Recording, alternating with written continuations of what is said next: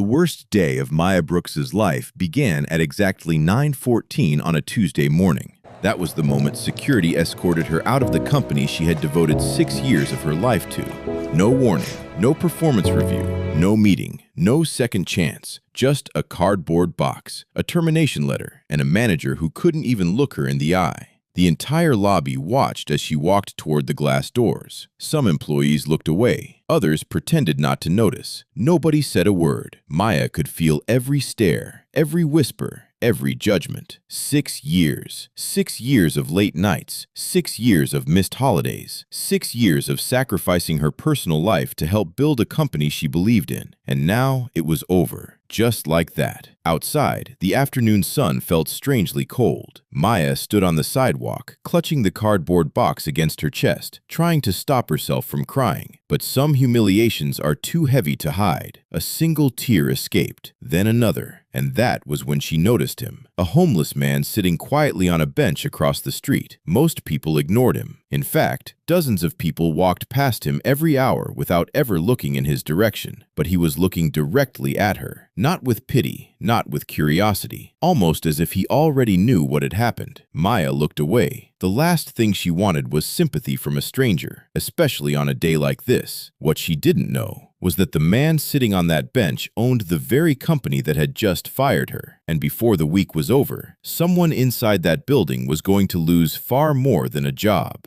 For several seconds, Maya stood perfectly still. She kept her eyes on the ground, too embarrassed to look at anyone, too angry to go home, and too hurt to pretend she was okay. The homeless man remained seated across the street, quiet, patient, almost as if he had seen moments like this before. Maya wiped her eyes and turned away. The last thing she needed today was a conversation. But then she heard a voice. "Bad day?" She looked up. The man hadn't moved. His tone wasn't sarcastic. It wasn't pity either, just a simple question. Maya laughed bitterly. "Is it that obvious?" The man glanced at the cardboard box. "Usually." For the first time that afternoon, Maya almost smiled. Almost.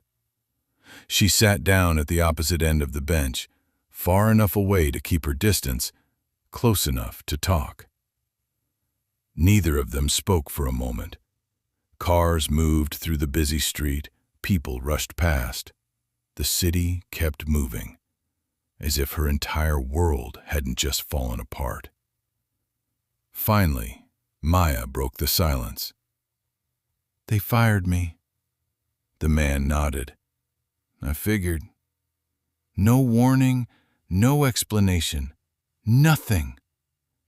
Again, he nodded, not surprised, not shocked, almost as if he already knew.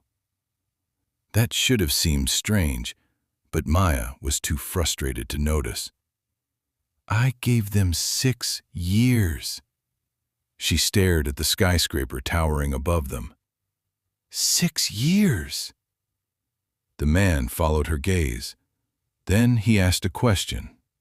A simple question, one she wasn't expecting. "Do you think they fired you because you deserved it?" Maya answered immediately. "No." There wasn't even a second of hesitation. "No." The man studied her face, and for the first time, he smiled. Not because she had lost her job, but because of how quickly she answered, as though that response had confirmed something important, something he had already suspected. Then he asked another question, a question that made Maya pause. "Tell me about your manager." Maya frowned. "Why?" The man looked back at the building, his expression suddenly unreadable. "Because people don't usually lose good employees without a reason." And for reasons she couldn't explain, Maya decided to tell him everything. At first, Maya only intended to tell him the basics. A bad manager, a sudden termination, a company that no longer cared about its employees. But the more she talked, the more the stranger seemed to understand. Not sympathize, understand. There was a difference. Whenever Maya mentioned a department, he already seemed familiar with it. Whenever she described a company policy, he nodded as if he'd heard it before. And whenever she mentioned senior management, his expression became noticeably more serious. Eventually, Maya stopped talking. "Have we met before?" The question surprised even her. The stranger chuckled. "No." "But you talk like you know the company." For a brief moment, something flashed across his face. Then it disappeared. "Maybe I've spent more time around it than you think." The answer only made her more curious. A few minutes later, something strange happened. A security guard walked out of a nearby coffee shop. The man spotted the stranger immediately, then smiled. "Good afternoon, sir." "Sir?" Maya looked up. The stranger simply nodded.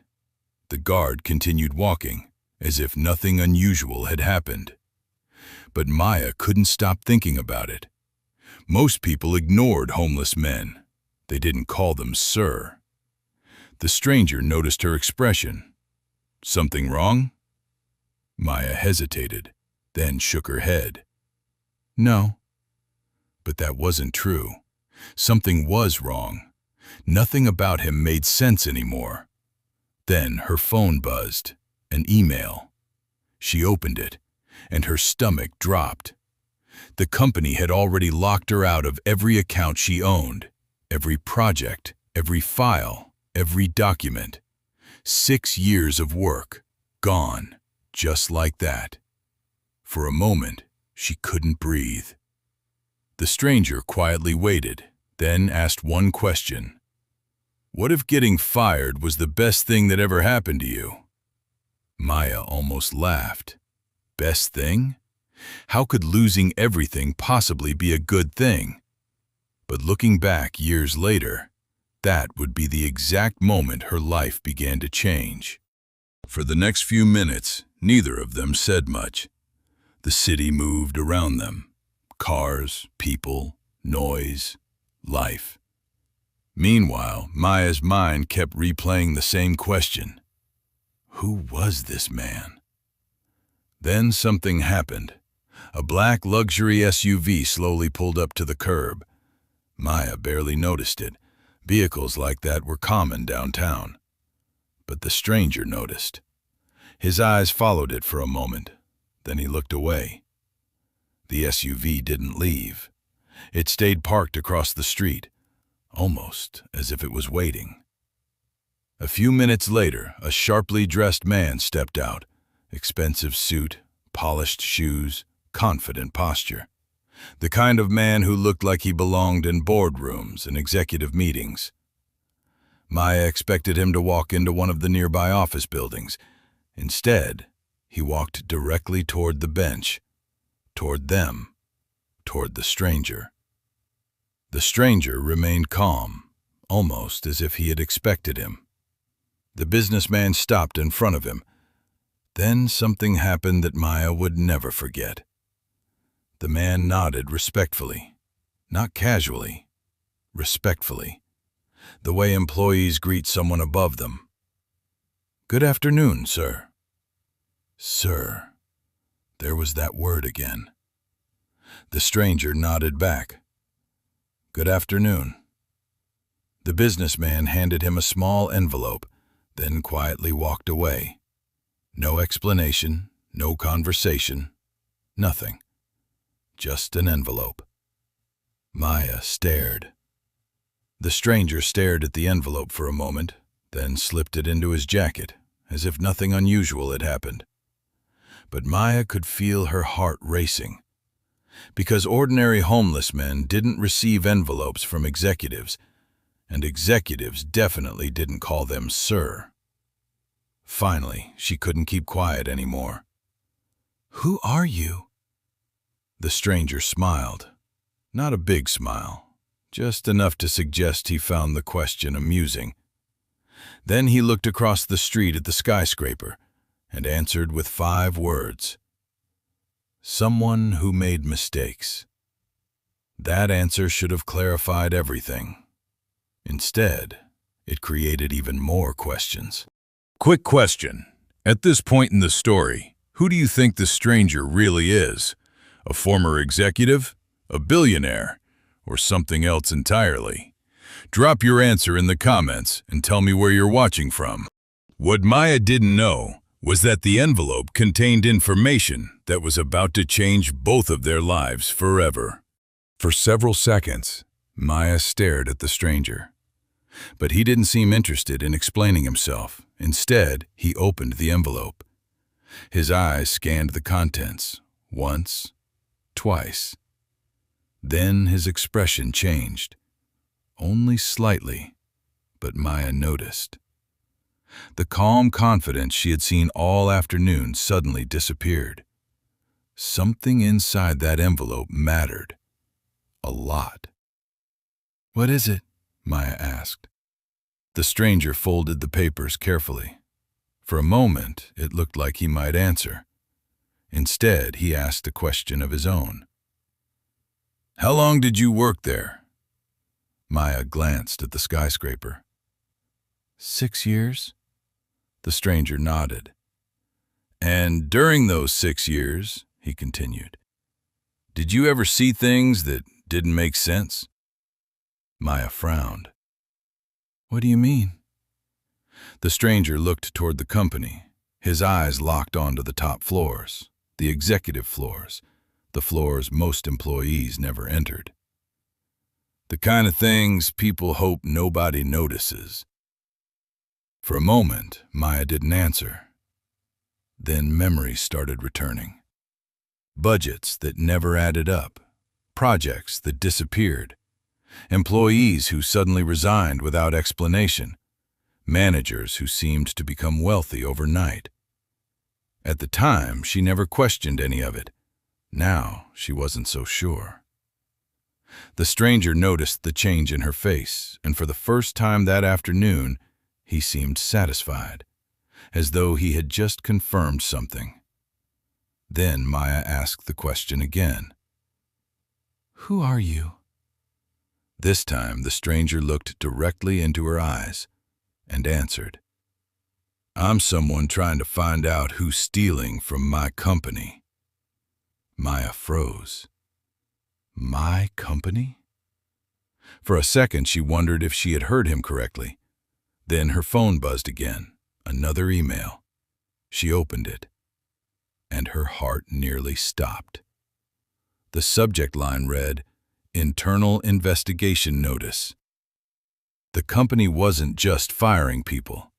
Something much bigger was happening, and somehow, the stranger had known before everyone else. If you discovered corruption inside the company you worked for, would you report it? Or stay quiet and protect your job? Comment yes if you'd speak up. Comment no if you'd stay out of it. And what Maya was about to discover inside that investigation would expose people she had trusted for years. Maya read the email 3 times, then a 4th. Her hands started shaking. Because the investigation wasn't random, it wasn't company-wide, it wasn't routine. The email mentioned a specific department, her department, and a specific project, the same project she had worked on for nearly a year. Suddenly, everything started coming back. The strange budget changes, the missing invoices, the confidential files that disappeared overnight. At the time, her manager always had an explanation. Now those explanations felt different. Now they felt like lies. The stranger watched her carefully. "What is it?" Maya swallowed hard, then handed him the phone. He read the email. His jaw tightened. For the first time since meeting him, he looked angry. Not frustrated, not disappointed. Angry. A dangerous kind of anger. The kind that appears when someone finally finds proof. "What?" Maya asked nervously. The stranger handed the phone back, then looked directly at the skyscraper. "They used you." Maya felt her stomach drop. "What do you mean?" The stranger didn't answer immediately. Instead, he asked another question. "Who approved the final reports on your project?"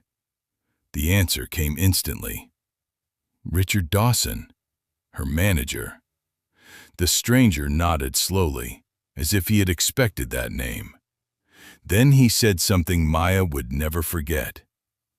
"Richard Dawson didn't fire you because you were a problem." He paused, his eyes never leaving the building. "He fired you because you were getting too close." Silence. The words hit Maya like a truck, because deep down, she already knew it was true.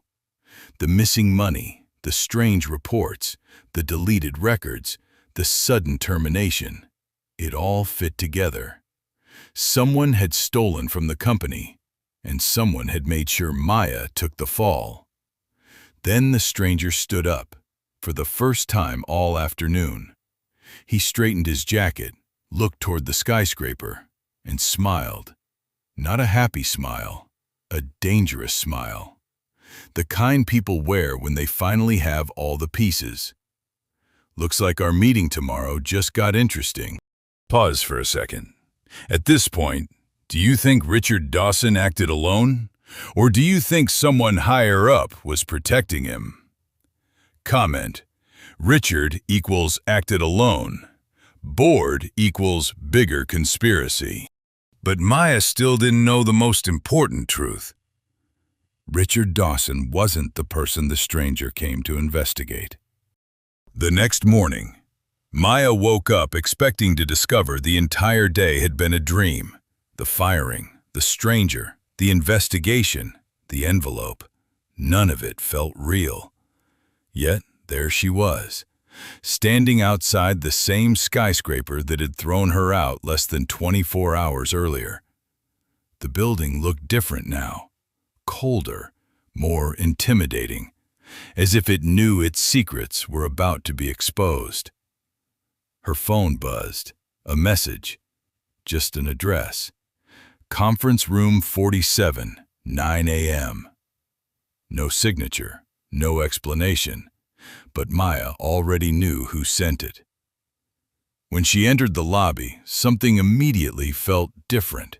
Employees were whispering, managers looked nervous, security officers stood near elevators. People moved quickly, like a storm was approaching. Maya stepped into an elevator. Her heart pounded.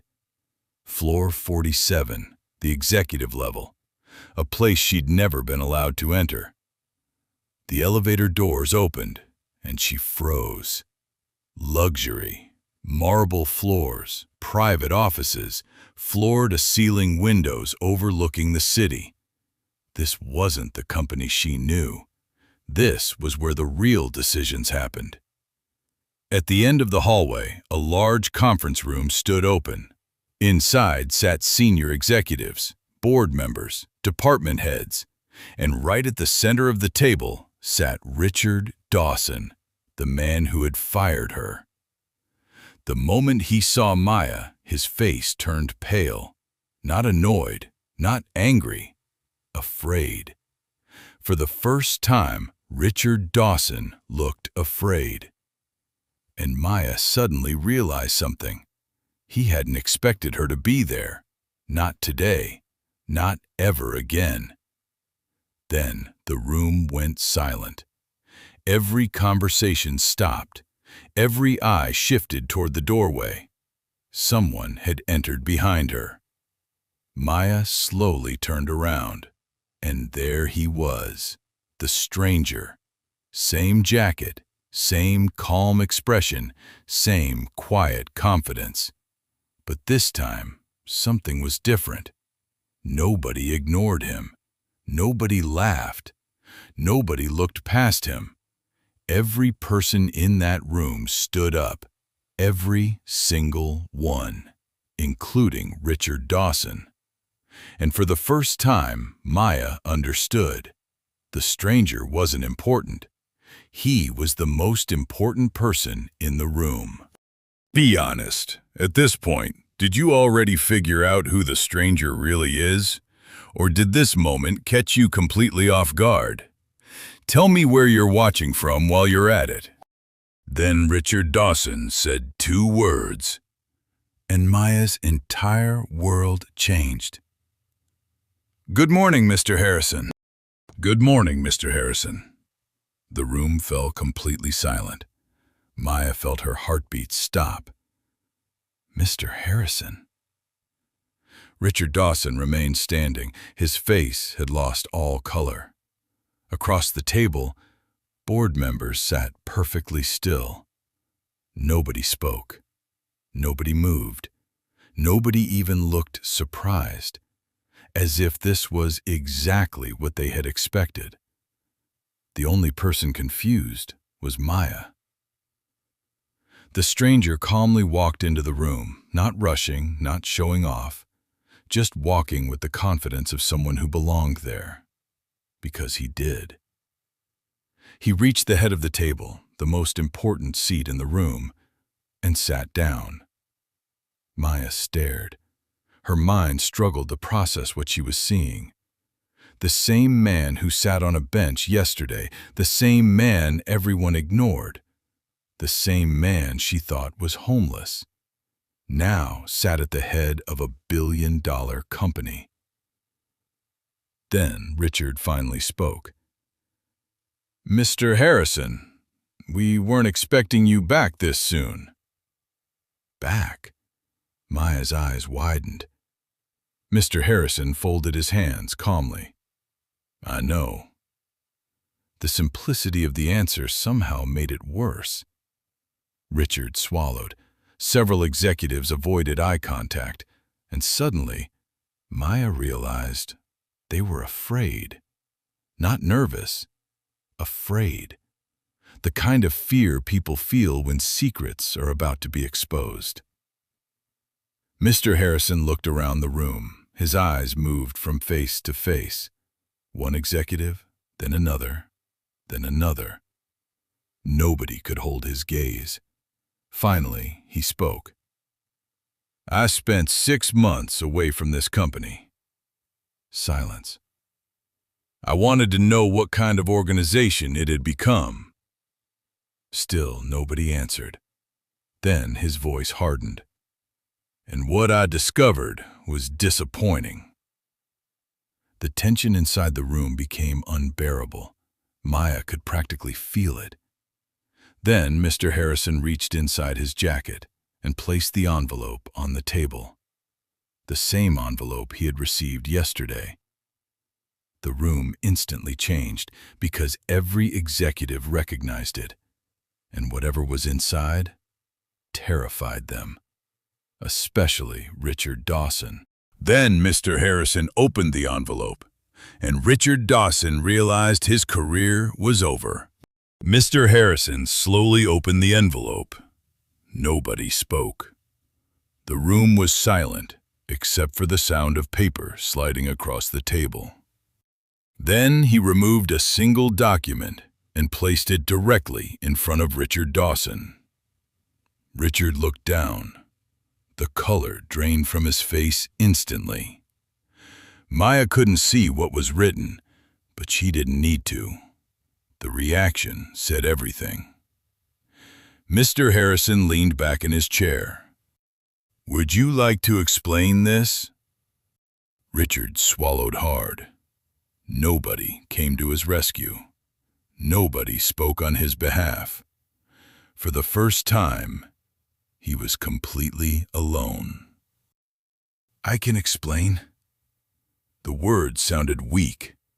Even Richard seemed to know it. Mr. Harrison nodded. "Please do." Richard glanced around the room, searching for help, finding none. Finally, he cleared his throat. "It isn't what it looks like." Several executives lowered their eyes, because everyone in the room knew exactly what it looked like. Mr. Harrison slid a second document across the table, then a third, then a fourth. Every page seemed to make Richard smaller. The confident manager Maya had worked under for years was disappearing, and in his place sat a frightened man running out of excuses. Then Mr. Harrison spoke again. $3 million. The room froze. Maya's eyes widened. 3 million. Richard closed his eyes, as if hearing the number spoken aloud somehow made it real. $3 million disappeared through accounts under your supervision. Silence. $3 million that was supposed to fund employee programs. Silence.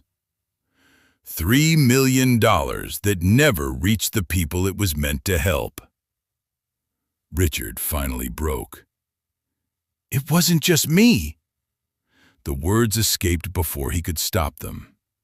Instantly, the room changed, because now everyone knew. There were others. The corruption was bigger than one manager, much bigger. And Mr. Harrison had just forced the first crack in the wall. Then Richard said a name, and half the room stopped breathing. Richard Dawson stared at the table, defeated, broken, out of excuses. For several seconds, nobody spoke. Then Mr. Harrison asked one final question. Who else was involved? Richard closed his eyes, as if he already knew there was no way out. When he finally spoke, his voice barely rose above a whisper. Michael Sterling. The room froze. Several executives immediately looked away. Others shifted uncomfortably in their seats. Maya frowned. She knew that name. Everyone in the company knew that name. Michael Sterling wasn't a manager. He wasn't a supervisor. He wasn't even a director. Michael Sterling was the chief financial officer, the CFO, one of the most powerful people in the entire company, and according to Richard, the real architect of the fraud. Slowly, Mr. Harrison turned his attention toward the far end of the table, where Michael Sterling sat. Perfect suit, perfect posture, perfect composure, at least on the outside. But Maya noticed something, a small bead of sweat forming near his temple, the first crack in the mask. Mr. Harrison folded his hands. Would you like to respond? Michael smiled, a calm corporate smile, the kind executives practiced for years. With all due respect, he began, you're taking the word of a desperate man trying to save himself. For a moment, it sounded convincing. Even Maya felt a flicker of doubt. Then Mr. Harrison opened another folder and placed it on the table. Michael's smile vanished instantly. The room noticed. Everyone noticed. Mr. Harrison didn't raise his voice. He didn't need to. The financial transfers, another page. The offshore accounts, another page. The falsified approvals, another page. The deleted audit reports. Every document felt like another nail in the coffin. And suddenly, the most powerful man in the room looked smaller than everyone else. For the first time since the meeting began, Michael Sterling stopped talking, because there was nothing left to say. The evidence was overwhelming. The game was over, and everyone in the room knew it. But exposing the fraud wasn't why Mr. Harrison returned. He came back for another reason, and that reason was Maya Brooks. The room remained silent. Michael Sterling had been exposed. Richard Dawson had confessed. Years of corruption were collapsing in front of everyone. Yet Mr. Harrison seemed completely uninterested in celebrating. Instead, his attention shifted toward Maya. The entire room followed his gaze. For a moment, Maya wished they wouldn't. She wasn't supposed to be here. Less than 24 hours ago, she had been carrying a cardboard box out of the building. Now, she was standing inside the most important boardroom in the company.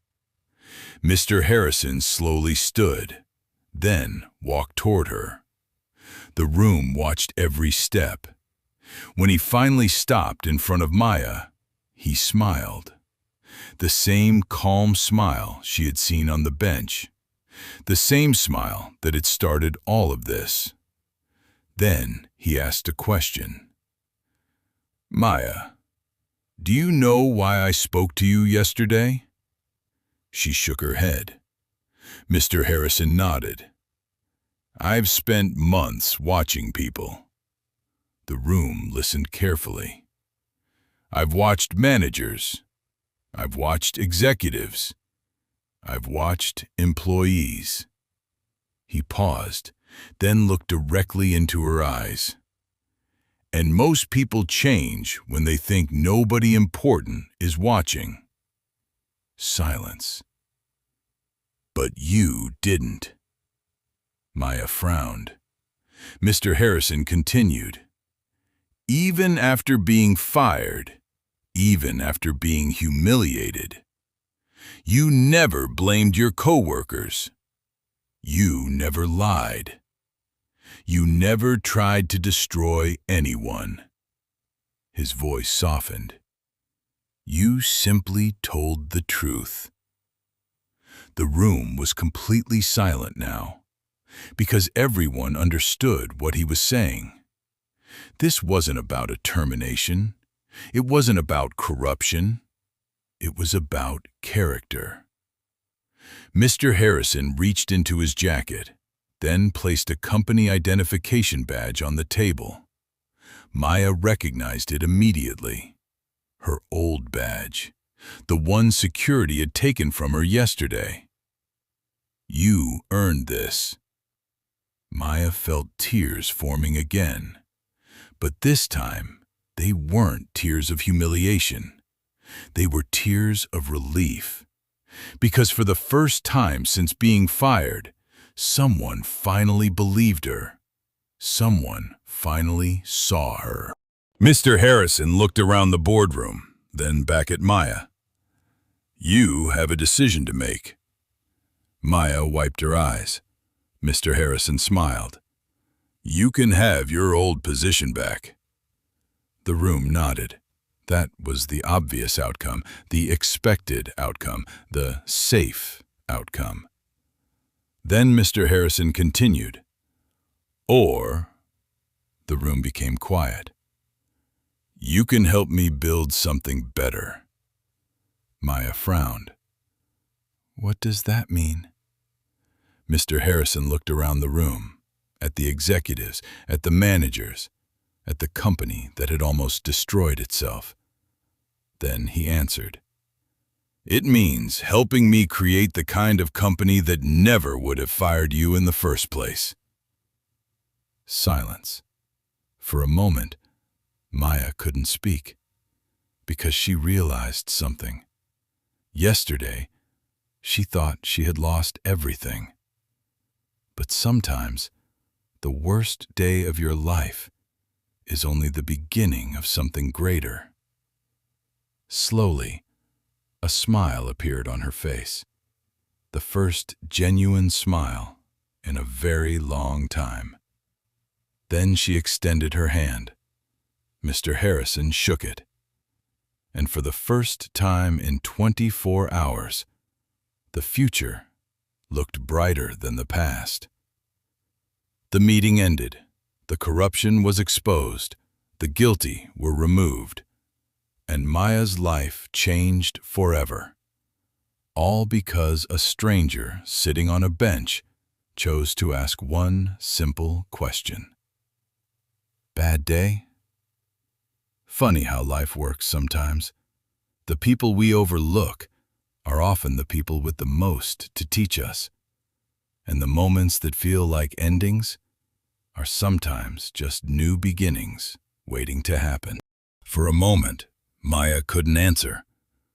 24 hours ago, she had been standing outside this building with a cardboard box, humiliated, broken, certain that her future had disappeared. Now, the man she once thought was homeless was offering her an opportunity most people would spend a lifetime chasing. The room waited. Executives, board members, managers, everyone wanted to hear her answer. Maya looked around the room. Then she looked at the company logo hanging on the wall. The same logo she had spent 6 years serving. The same logo that had nearly destroyed her. Then she smiled. Not because of the offer, because of what she had learned. Sometimes life doesn't remove people from places to punish them. Sometimes it removes them to reveal the truth. She looked at Mr. Harrison. "I'll help you build something better." For the first time that day, Mr. Harrison laughed. A genuine laugh. The kind that comes from relief. The kind that comes from knowing you finally found the right person. He extended his hand. Maya shook it. And in that moment, a new chapter began. Not just for Maya, not just for the company, but for everyone who would benefit from what they built next.